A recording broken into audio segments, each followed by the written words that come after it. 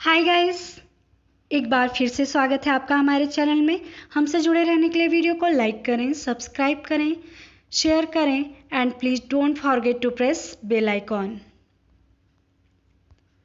आज हम डिस्कस करने वाले हैं भारतीय साक्ष्य अधिनियम 1872 की धारा 14 के बारे में। धारा 14 की चर्चा हम पिछले वीडियो में भी कर चुके हैं, जो पार्ट 1 थी। आज हम पार्ट 2 में इसके एक्सप्लेनेशन 1 और एक्सप्लेनेशन 2 की चर्चा करेंगे। धारा 14 इस अधिनियम के भाग 1 के अध्याय 2 के तथ्यों की सुसंगति के विषय से है। आइए देखते हैं धारा 14 का स्पष्टीकरण 1 क्या कहता है। तो चलते हैं वेयर एक्ट लैंग्वेज पे। जो तथ्य इस नाते सुसंगत है कि वह मन की सुसंगत दशा के अस्तित्व को दर्शित करता है, उससे यह दर्शित होना ही चाहिए कि वह दशा साधारणतः नहीं अपितु प्रश्नगत विशिष्ट विषय के बारे में अस्तित्व में है। मतलब यहाँ पे जो बातें की गई हैं एक्सप्लेनेशन में, हमने जो धारा 14 में पढ़ा कि मन की दशा सुसंगत है, तो वो सुसंगत तभी होगा जब उसके बारे में बात ये हो कि वो किसी साधारण चीज़ के लिए, साधारण विषय के लिए नहीं था, बल्कि एक पर्टिकुलर सब्जेक्ट के लिए था, तभी वो रिलेवेंट माना जाएगा। इसे हम एक उदाहरण से समझ सकते हैं कि जहाँ कोई व्यक्ति साशय मतलब आशय से एक अन्य व्यक्ति को गोली से मार डालने के लिए अभियोजित किया जाता है, मतलब उस पर अभियोजन चलाया जाता है, उस पर वाद लाया जाता है कि इस व्यक्ति ने एक व्यक्ति को गोली से मार डाला, तो वहाँ पर यह एविडेंस दिया जाता है कि उसने पहले भी मृतक को गोली मारने का प्रयास किया था, किंतु यह नहीं बताया जाता कि वह लोगों पर उनकी हत्या करने के आशय से गोली चलाने का अभ्यासी है। मतलब हम ये तो बता सकते हैं कि जिस व्यक्ति को गोली चलाई गई है उसको वो बार बार मारने की कोशिश किया है, इसका हम एविडेंस दे सकते हैं, लेकिन हम इसका एविडेंस नहीं दे सकते कि वह गोली जो है तो बार बार इसी तरह चलाने का अभ्यास करता है। ठीक है, अब हम आते हैं स्पष्टीकरण 2 में।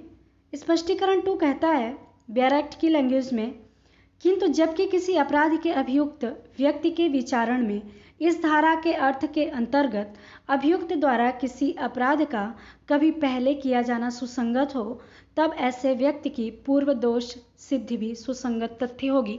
यहाँ पे पूर्व दोष सिद्धि की बात कही गई है।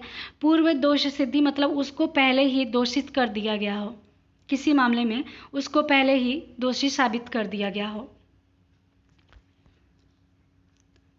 तो यहाँ पे एक केस से समझते हैं। साम्राज्ञी बनाम केसीदास का केस है।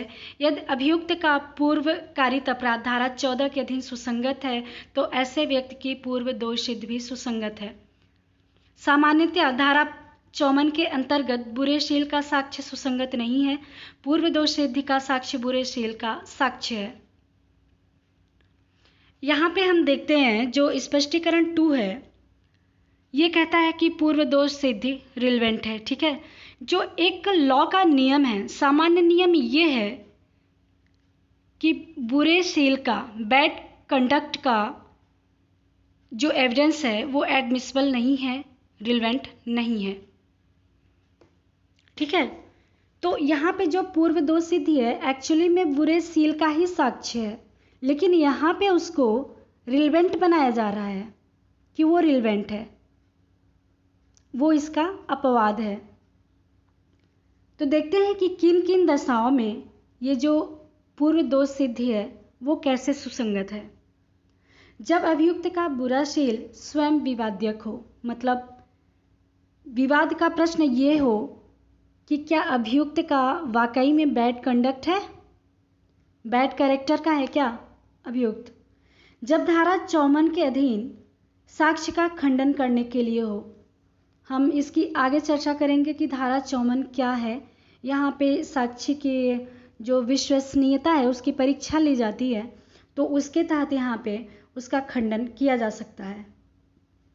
दंड प्रक्रिया संहिता की धारा 236 एवं 298 के अधीन, आईपीसी की धारा 75 के अधीन, दंड आदेश की वृद्धि के लिए। जब IPC 75 पढ़ेंगे उसका सेक्शन, तो वहाँ पे दंड में वृद्धि की बात की गई है, उसी के संदर्भ में है। जब हम पढ़ेंगे तो हम इसको फिर बताएंगे। धारा 14 में कई इंपॉर्टेंट केस हैं, इनको नोट कर लीजिए, पूछे जाते हैं।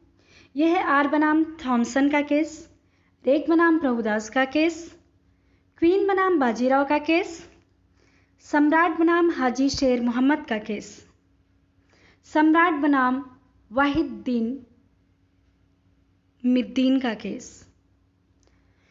आई होप आपको ये वीडियो पसंद आई होगी। जो भी प्रॉब्लम हो नीचे कमेंट बॉक्स में लिखकर ज़रूर बताएं। तब तक के लिए बाय बाय, थैंक यू।